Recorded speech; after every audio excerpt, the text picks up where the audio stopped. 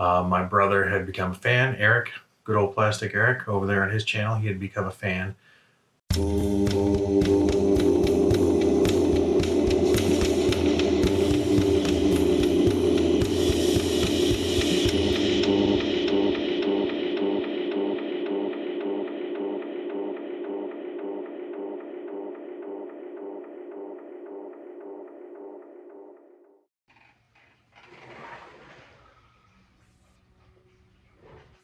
Hello VC, Plastic Eric here, Plastic Sound Cult here for a brand new year collection connection. The game that's just an excuse to talk about music.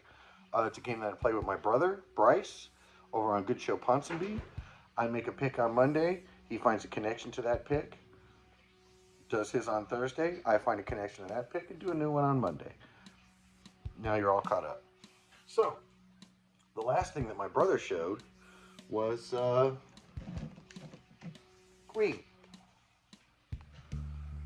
the game. This is an incredibly special album for me because this is the first album I ever bought with my own money. Saved up my allowance, got this. I wanted to get jazz when it came out, but I was 8 years old at the time, and with a song like Fat Bottom Girls, my mom wouldn't let me have that record, and she didn't even know about the nudie poster on the inside. So when I finally got a chance to buy a record with my own money, I picked this one. And so this album holds a lot of significance for me. I mean, I love all the songs on here. It's a solid album all the way through. I've loved it since I was 10.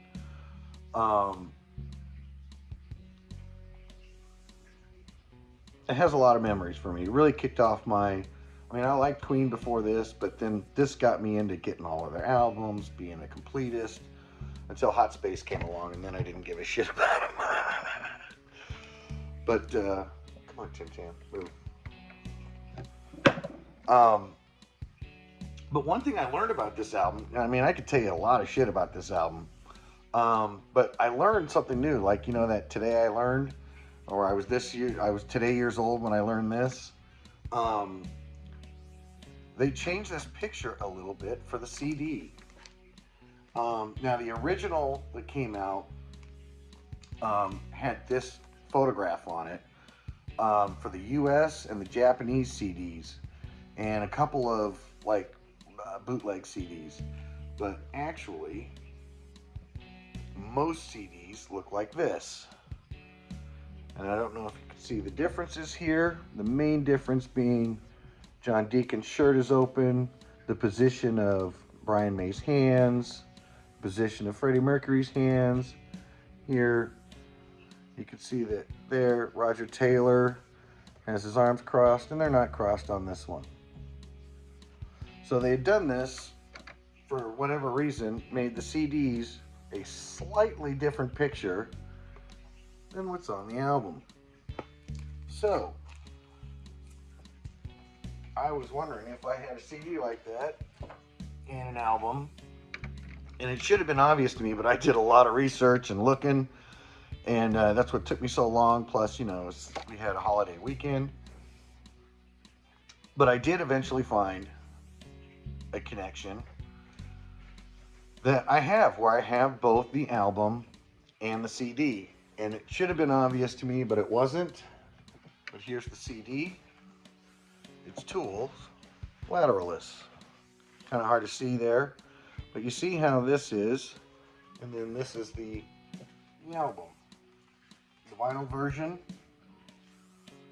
and it has a slightly different order of the tracks on it, but this, I mean, this is absolutely beautiful. This is a 2020 reissue of the album, so I'll just go over really quickly this one. So what they had here is they have this black slipcase over the CD, and you have this picture on the inside, and then if you take that, so you have this picture here, and then it quite nicely goes through like those old medical books. So you have this on the outside, that goes away, you have him there. And Now you're a little bit deeper into the guy. Now you're even further into the dude. And then you see the stuff behind him. So they kind of slice through him, through this fella here. My lighting is terrible today. I'm doing this super early because I'm late. So hopefully you can see this a little bit better at the end when I do my little flip thing. But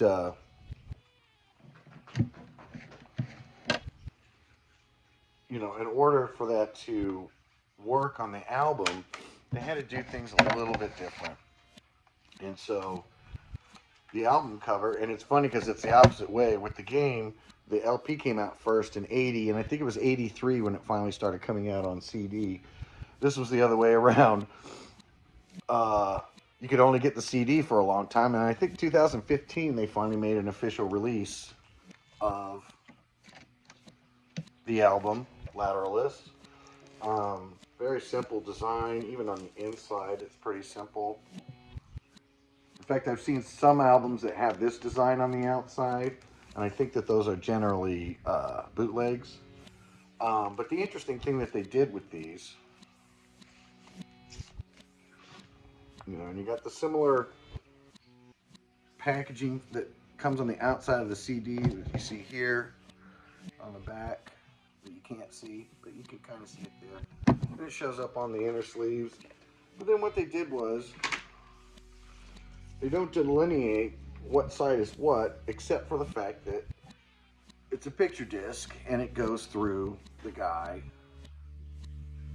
for each side. So you get a little bit deeper into the person on each side. So it still flips kind of like how it did for the other one. Come on, Tim Tam, you're killing me here. And so, yeah, this is one of my favorite albums from them. I think I like 10,000 Days a little bit more, and actually I'm kind of getting around to really liking Fear Inoculum. But come on, get out of the way. Holy crap. Am I at 5 minutes? I'm at 7 minutes, so I'm way over. But I just want to show the little differences between the CD and the album.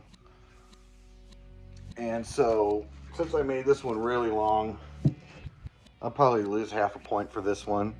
But that's my connection from the game to Tool.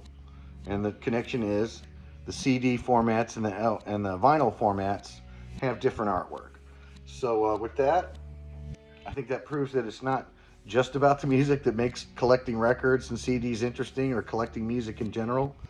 I think it just shows that it's not just about the music.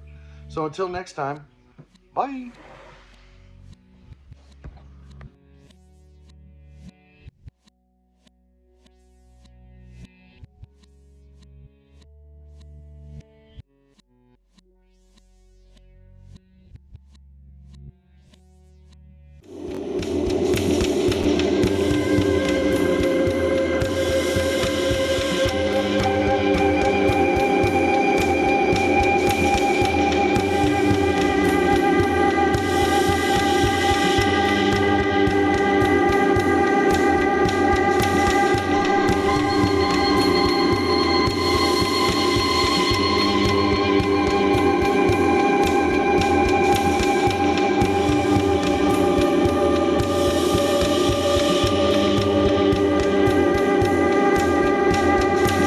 Meow, baby.